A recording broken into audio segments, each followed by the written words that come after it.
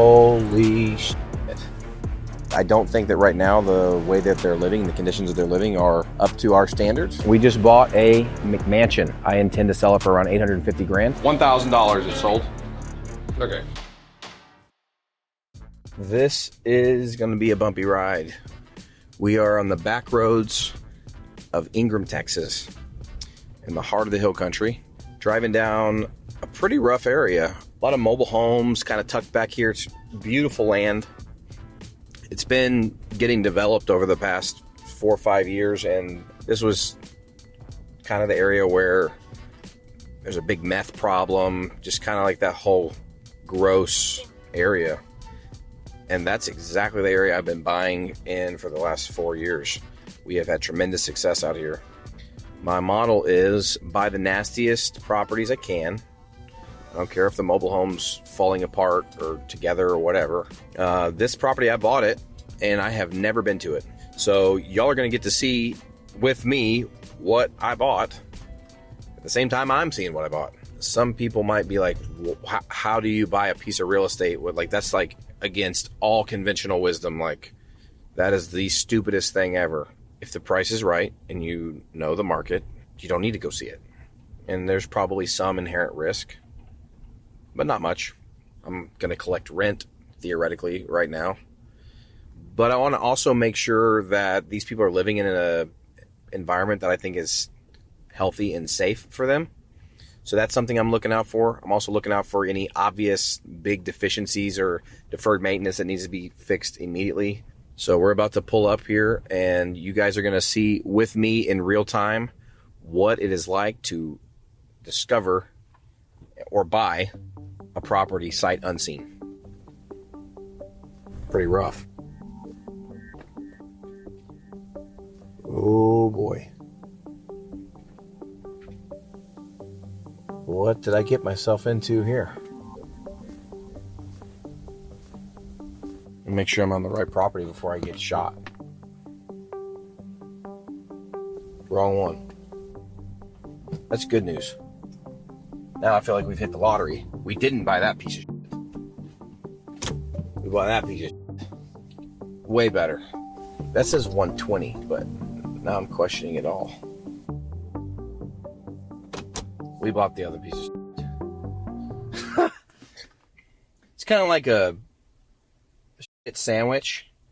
It's kind of what I think it feels like right now. Like hoping this ain't it, and then oh, I'm in the wrong spot. Oh no, I'm in the right spot. Yikes. What did you do, Nathan? What did you do? Holy shit. Well, y'all are going to have fun with this one. I can't wait to read the comments. And I can't wait to sell it and show you why I'm still going to be right. Hello. Hi, Bob. This is Nathan Fitch. How are you? Hey, how are you doing? I'm good. I think I'm out here. Is there a white Isuzu Rodeo out front? Yes. Okay. Yeah, you'll see us walking around. I'll come up to the house here in a little bit. We're just going to walk around a little bit. Is there any... Do what? Oh, cool. I'm not home. Okay, no problem. All right. So you're the owner? Yes, Nathan? sir. Yes, sir, I am. Are you interested in selling the place or part of it? Man, the whole reason I was wanting the place was to build a shop there. Yeah, I'm interested in selling the property. That's what I bought it for. This property has kind of got a situation. I don't know if Sammy told you everything, but the house below it is also on the property, and the shop across the way is also on the property. So it's a mess. You know what I mean? Not to count Jeremy's property over there is on it as well. There's only one septic tank. Yeah, I know that there's a septic issue. I was aware of that, but if there's some boundary issues or whatever, well, I've worked through that kind of stuff in the past. I'm sure. It's what I do. The only reason for me saying that is they're all family to me. Okay. You know, we all know each other for all of our lives. And sure. I wouldn't bother them where they're at. They're not a bother, you know. No, of course not. If somebody else bothers, it's probably going to be a mess. But sure. Either way, I was just trying to get it to make it simple. You know, I don't want to live there. I just want to build a shop there to work out of. Sure. Do you mind me asking kind of like your financial condition? Are you in a good spot? You got some money? I can get money. So who's paying rent on it right now? I'm paying the rent. Why don't we do this? Let's plan on meeting sometime in the next 2 weeks. And Okay. if I can work a deal out with you to where I can finance it to you or whatever we need to do, then I will. I do think I have to spend about $20,000 on the septic right now. That other house isn't going to lease out with that septic being messed up. Okay, perfect. Yeah, just whenever you're freed up, let me know. We'll get together. Yeah, thanks, Bob. All right. Well, I'll see you later. Bye-bye. Oh, God. It's an acre, and it's got a great view, and it can be cleaned up, but it is not clean. It's bad. This is a really rough house, two of them, and I don't think that right now the way that they're living, the conditions that they're living are up to our standards of what we think is okay. So we're going to have to figure out next steps. What's that sign? When a black cat comes, is that good luck? When a black cat comes up to you and you just walked up on this really rough property? I'll take that as a omen. If you notice, I took my jewelry off coming back here. I'll give you guys, you first-time landlords, a good hint. It's never cool to walk up looking like a flashy, rich landlord asking somebody to pay you rent. And if you do that, I think you're an asshole. Although some people would say, if you own a piece of property like this and you rent it out, and you accept rent for this with tires on the roof, that you are an asshole.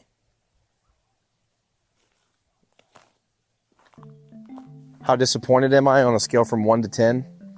0. I'm 100% certain that I doubled my money. I'll get $80,000 for this place. I will sell this place for $80,000. I'll probably end up owner financing it at a 7.5-8% interest rate, and I'll take 20% down, and everybody will be happy. We're going to a totally different feel. It's a property we just closed on, and this property was a pretty weird one, a unique one. It's a big house. It's about 7,000 square feet. It's in a really nice neighborhood. It's got amazing views. The sellers were these folks. I kind of knew who they were, I kind of didn't, but they just came to me and said that they're out of money and they needed to sell quickly, that they were under foreclosure pressure, and I made a very fair deal with them. I bought the house for $630,000. There's some work that needs to be done, like all the properties I buy, and we're gonna go check it out. They just recently vacated it, and we're gonna go see what the inside looks like. This is a 7,000 square foot house located in Kerrville, Texas. The deal breaks down to this. The house has about $50,000 in deferred maintenance. All in, I should be in about $630,000. I intend to sell it for around $850,000. It's a small deal, make about $100,000. A lot of people think I'm just buying the ugliest, nastiest houses out there, but the truth is I buy any opportunity that I think I can help and I think I can make money at. The view is immaculate. This has got a view of big lake. Pretty sweet. Right now I'm just making sure everything's in order. Like there's no big leaks, big HVAC problem. We want to make sure we got air. A little different than that place we just left, huh?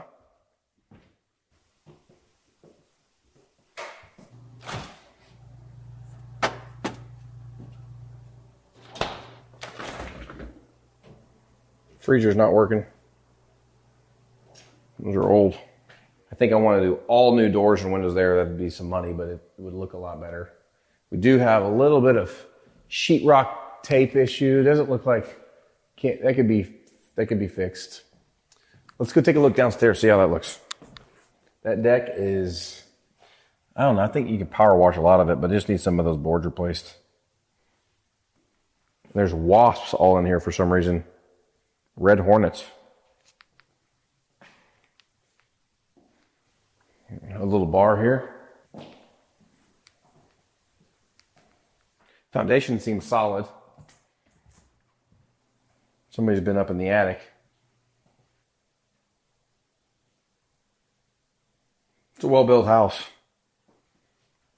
I like it way better than that last place we left. Let's get out of here. Next stop is, I haven't eaten lunch. It's 4:45. We're going to stop and grab a bite to eat and something to drink.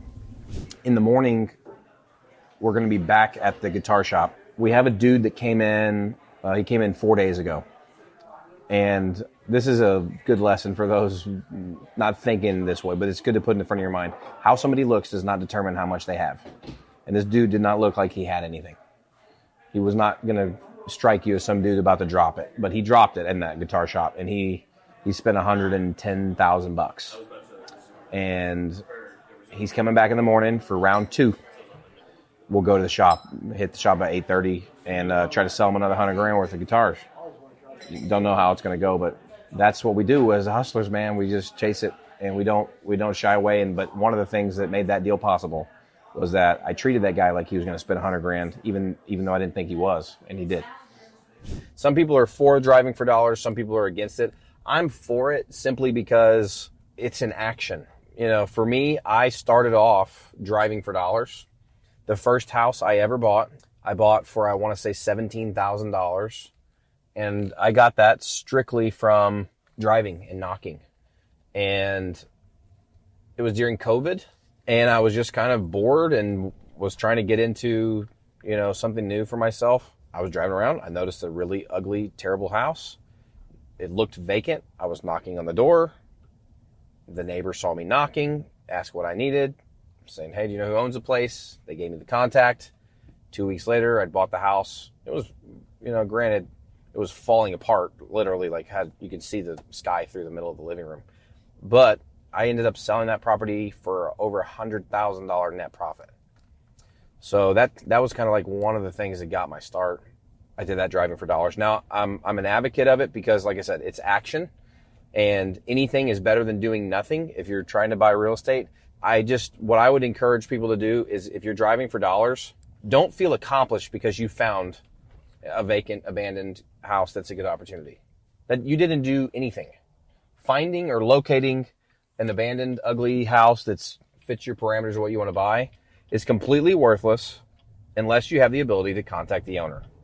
And so an app like Deal Machine, or if you don't want to spend any money on it, just going to your local appraisal district website, that'll give you the tax address so you know where the tax bill is going. Once you have the tax address, you can send them a letter. But if you get creative and you use the internet, you can probably find a phone number from a relative or an heir or the owner. And that's where the money is made. And there's an art to it that we'll talk about another time. I like to come here a lot just right before I go home, even if it's just for like 10 minutes, because I don't want to bring home to my wife and my boy the stress of my day. And so this is a good like stop off period for me to be like, hey, look, work is done. Shut it off. Go home and be a happy dad. And that's what I do.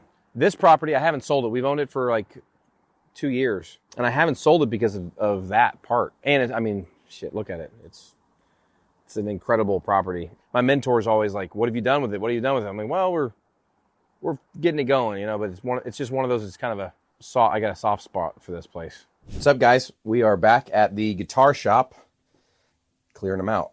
Most of the more valuable guitars are in this room. This is where I'm hoping we're going to spend the most time. I'd really love to just clear the rest of these out of here. Just be done.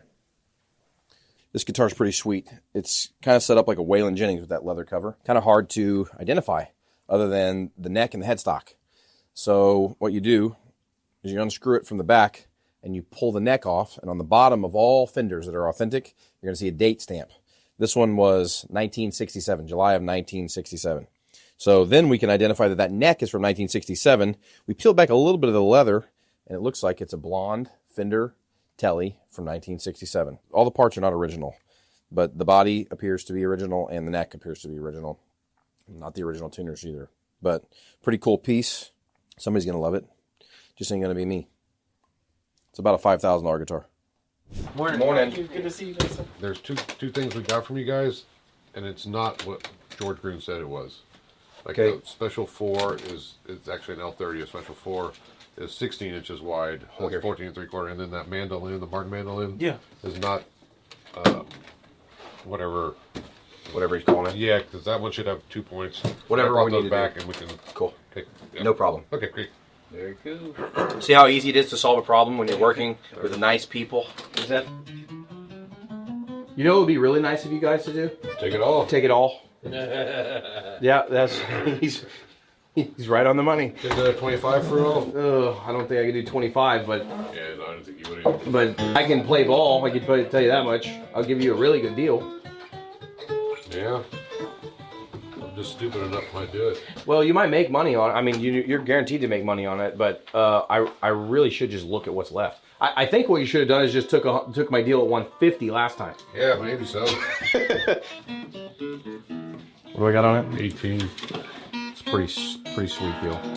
But you have to crack the ice, guys. If you can't crack the ice, you can't get the momentum. $1,000 is sold.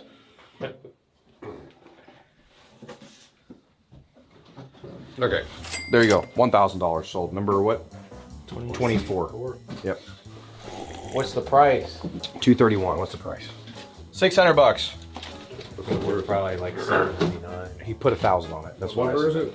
It's a 231. Acoustasonic telly. It's the early versions of them. $500. I don't think he can go wrong at 500, but maybe I'm wrong. It'd be the first time today. Yeah, well, you know, I've been wrong once. Well, you thought you were wrong and you weren't. No, I was wrong. Well, okay. All right, $400. It's sold. There it is. What you do to people that spend a lot of money with you guys is you give them good deals.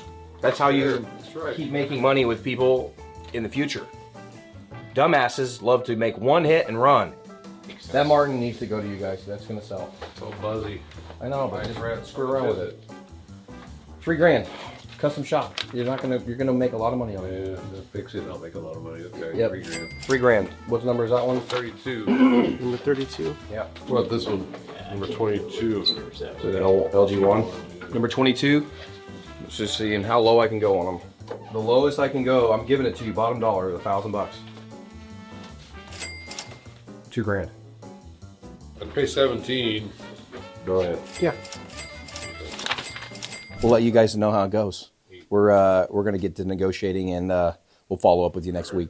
As always, thanks for watching.